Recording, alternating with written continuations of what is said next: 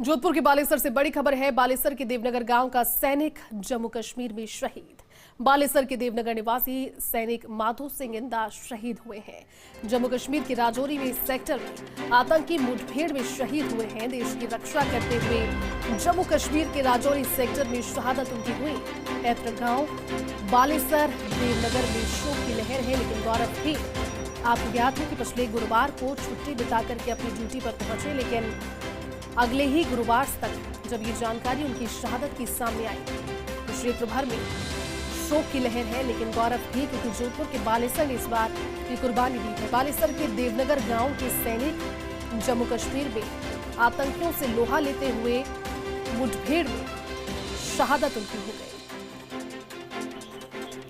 चलिए हमारे साथ सहयोगी कृष्ण पालीवाल ज्यादा जानकारी के लिए जुट गए हैं। कृष्ण, वाकई में गमगीन माहौल, लेकिन वाकई एक चीज जो सेंस ऑफ गौरव होता है वो पूरे क्षेत्र में होगा, क्योंकि माधो सिंह इंदा अब शहीद सैनिक माधो सिंह इंदा कहीं जाएंगे। क्या जानकारी? जी, शेरगढ़ तहसील वैसे भी शहीदों की भूमि और सैनिकों की भूमि के रूप में जाना जाता है और एक बार और फिर यहाँ शेरगढ़ के एक सपूत ने मां भारती की सेवा के लिए अपने प्राणों की आहुति दी है। बुधवार को रात जब आतंकियों और सुरक्षा बलों के बीच में जो मुठभेड़ हुई है उसमें सेना का ये जवान जो माधो सिंह है, बालेसर के देवनगर गांव का निवासी और शहीद है। हालांकि अभी तक उनकी पार्थिव देह गांव नहीं पहुंची है।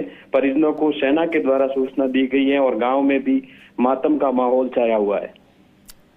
लेकिन सबसे बड़ी बात यह है क्योंकि अभी ही वो छुट्टियां बीत बनाने के बाद में और फिर वापस घर पहुंचे, घर से वो वहां पहुंचे। परिवार की स्थिति हम समझ सकते हैं कृष्ण, लेकिन क्षेत्र भर में अब इस चीज को लेकर के उनके अंतिम दर्शनार्थ लोगों में इच्छा होगी कि वो पहुंचे और पूरे सम्मान के साथ अंतिम विदाई दी जाए।